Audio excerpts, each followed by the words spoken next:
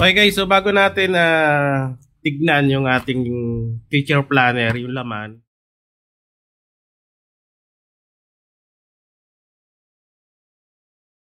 Ayan, so ipapakita ko muna sa inyo yung mga pwede nyo gamitin para sa ating cover. Okay? So pwede kayo gumamit ng no back print na photo paper na 200 GSM. So depende guys dun sa printer na ginagamit nyo kung kakayanin niya ba yung makapal na photo paper. Okay? So pag hindi kaya, huwag nyo pilitin kasi masisira lang din yan yung printer nyo. So pwede kayo gumamit ng mas manipis lang. Tapos lagyan nyo na lang ng photo top. Tulad nito nung glossy photo top natin. Ayan o. Pwede nyo lagyan para kumapal-kapal. Okay? So dito, ang ginamit kong sample ay 180 GSM lang kasi sample lang din naman natin. Pero hindi to no back print may print siya sa likod. Ito kasi no back print, wala tong print sa likod kaya maganda to gamitin. Okay? Yan. So dito meron tayong teacher planner na ginawa. Yan. So nilagyan ko siya ng wire.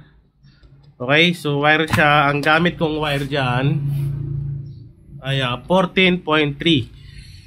Okay, so 14.3 ito na wire. Swap wire binding machine na gamit ko. So tingnan nyo na lang sa comment section kung ano yung materials na pwede gamitin. Okay, so 50 pages ito. Depende sa inyo kung ilan yung ipiprint nyo. Pero pinaka-set niya ay 50 pages. Pwede kayo mag-print ng double pages. Okay, so ito yan. So pakita natin. Okay, ayan. So meron tayong personal information. Itong planner na to, pwede mo to gamitin taon-taon kasi wala siyang nakalagay na year sa ating pages. Meron naman isang page lang pero pwede mo siya palitan. Tulad nito, 2025 ito. Pwede mo siya palitan ng 2026 sa susunod na taon. Okay? So meron tayong personal information, subscription, yung mga ginagamit mo para di mo makalimutan. Nakalista na lang yan dyan. Smart goals, specific, measurable, attainable, relevant, timely. Ayan. Okay, so ito yon sinasabi ko kanina na 2025. Pwede mo siyang palitan itong page na to ng 2026 para magamit mo siya sa susunod na taon. Okay, so personal, professional, class volunteers, name, contact. So pwede mo siya ilagay dito. Student profile, name, information. So dito sa student profile na to, pwede ka mag-print ng maraming pages kasi maraming estudyante, di ba? So meron lang ako ni-print dito na isa, dalawa. So dalawa lang, pwede ka mag-print na marami na ito kasi marami kang estudyante. I mean yung teacher na paggagawan mo ng teacher planner. Okay? So meron tayong student data. So student, tapos yung subject. Okay? So lahat yan pwede ilagay dito sa ating planner. Ayan, so yung class birthdays, ayan, so January hanggang December, siyempre, na-customize yan. Kung yung mga estudyante mo ay, pwede mo ilista dyan kung kailan yung birthday nila. Okay? Para nakalista. Ayan, so helpful hints, ayan, overview, behavior notes. Pwede ka rin mag-print nito ng double pages kung gusto mo. Reading groups, so meron din siya, group 1 hanggang group 4. Pwede ka rin mag-print ito ng double pages.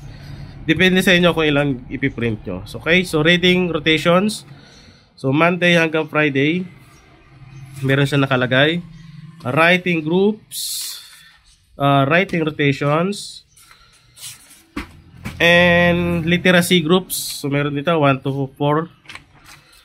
Literacy rotations, math group 1 to 4. Math rotations, annual snapshots. So meron siyang pwedeng ilagay dito January hanggang June, December. Okay? So monthly snapshots. So January, February, March hanggang 31. So February automatic kasi 29 days lang, di ba? Monthly. Monthly. So ito na yan, sunod-sunod hanggang December. January snapshots, February. Yan. So hanggang December.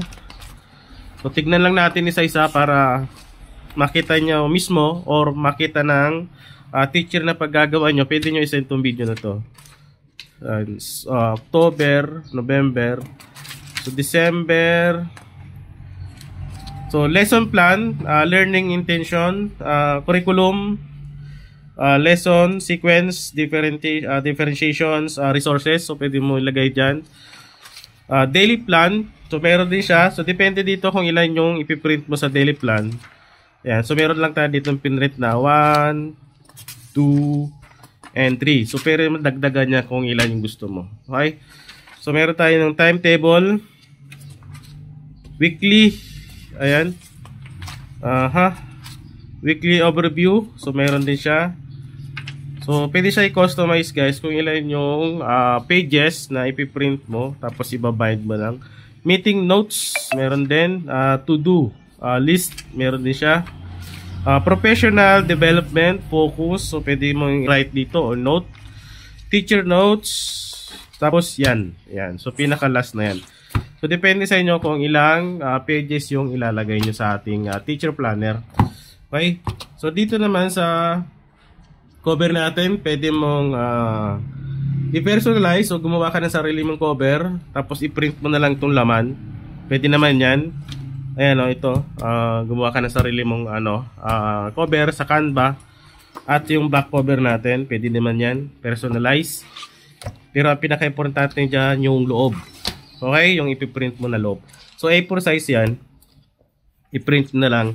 Itong natin, cover ay ni-print ko siya ng borderless gamit yung L32T natin, naka-bypass yung driver para ma-print natin siya ng borderless. Okay? Ayun o, dulo-dulo yan, borderless yan. Sa mga naghahanap at gusto matuto kung paano mag-print ng borderless sa L3210, panoorin nyo lang yung tutorial natin sa ating Facebook page at sa YouTube. So meron doon. Sundan nyo lang yun para mag-guide kayo kung paano.